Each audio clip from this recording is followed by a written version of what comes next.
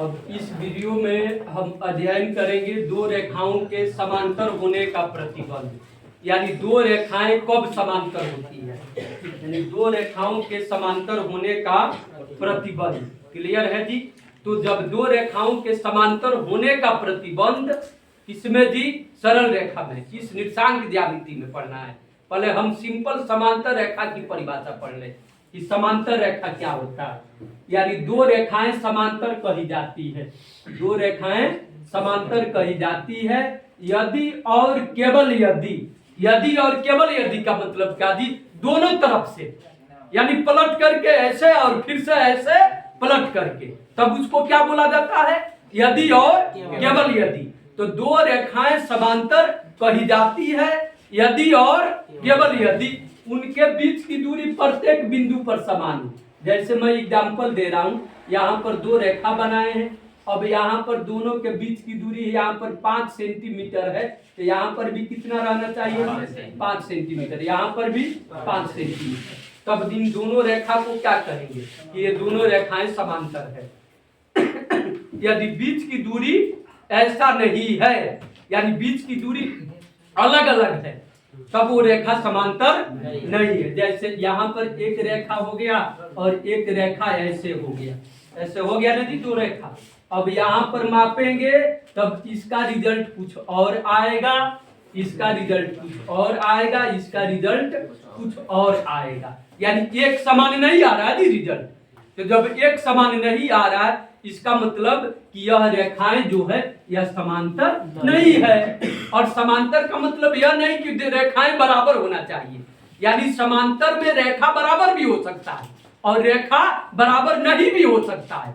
हमको मेन मकसद है दोनों रेखाओं के बीच की दूरी से, दोनों रेखाओं की बीच की दूरी से कौन रेखा कितना लंबा है या कौन रेखा कितना छोटा है, उससे मतलब नहीं है। हमको मतलब क्या है?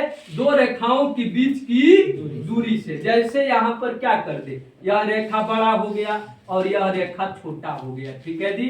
यदि दोनों के बीच की दूरी प्रत्येक बिंदु पर समान आ रहा जी, यहाँ पर सपोज करो 2 सेंटीमीटर, यहाँ पर भी 2 सेंटीमीटर, यहाँ पर भी 2 और यहाँ पर भी 2 सेंटीमीटर, यानी प्रत्येक बिंदु पर समान आ रहा है जी।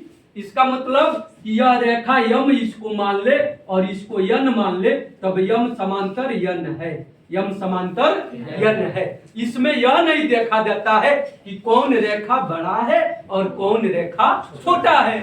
ओके, बस हमको बीच की दूरी से मतलब है जी, समझ में आ रहा है कि नहीं? और समांतर का मतलब ये भी नहीं कि केवल सीधी रेखा समांतर हो सकती है, टेढ़ी रेखा भी समांतर हो सकती है जब उसके बीच की दूरी क्या होगी? समान हो। जैसे रेल की पटरी देखे हो जी, जैसे यहाँ पर क्या, जैसे रेल की पटरी कैसे रहता है, उसमें भी क्या होता है? रेखाएं समांतर होती है।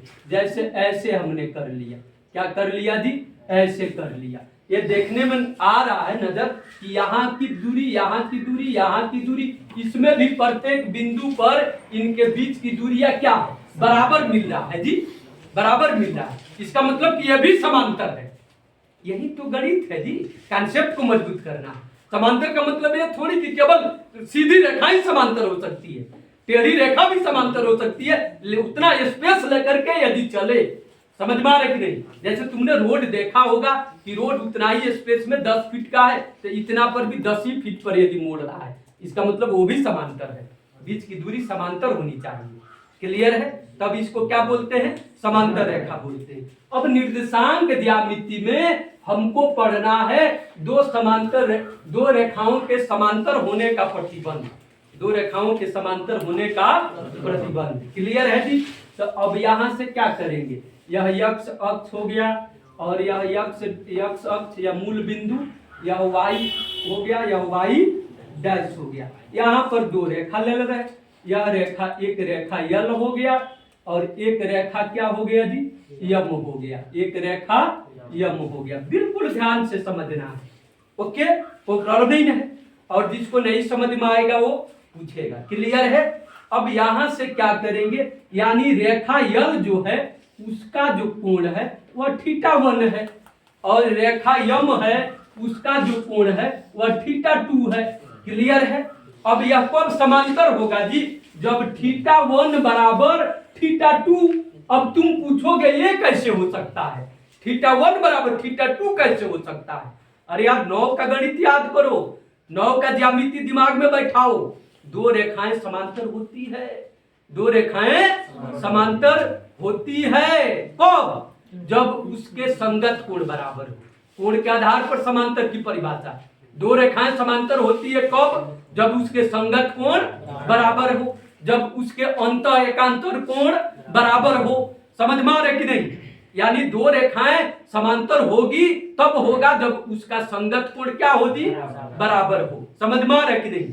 अब संगत कोण का मतलब क्या, वही कोण दूसरे जगह, उसी तरह दूसरे जगह उसको क्या बोलेंगे जी, संगत कोण बोलेंगे। क्या बोलेंगे, संगत कोण। जैसे एज फॉर एग्जांपल में यहाँ पर हमने दो मार्कर लिया, दोनों मार्कर का क्या काम है, एक ही काम है।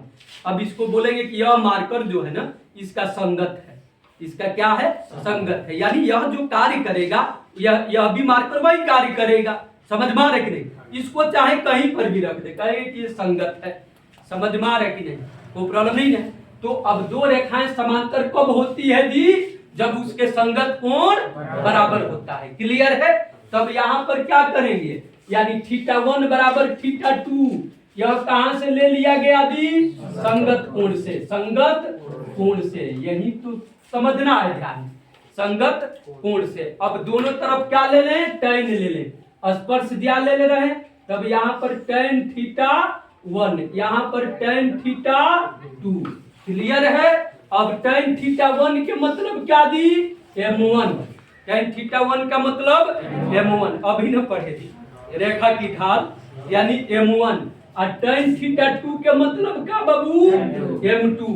इसका मतलब क्या हुआ कि दो रेखाएं समांतर कही जाएगी, दो रेखाएं समांतर होगा जब m1 बराबर m2, यानी दोनों रेखाओं की परवलता जब समान हो तब दोनों रेखाएं समांतर होगी। समझ में आया कि नहीं, क्लियर है जी। इसको लिखने की जरूरत है कि हो जाएगा, क्लियर है। ओके। अब हम पढ़ेंगे कि दो रेखाओं के लंब होने का शर्त, यानी दो रेखाएं लंब कब होती है। ओके, कोई प्रॉब्लम नहीं है, क्लियर है। तो वीडियो ज्यादा लंबा होता जा रहा है, इसलिए अगले वीडियो में दो रेखाओं के लंब होने का शर्त का अध्ययन करेंगे।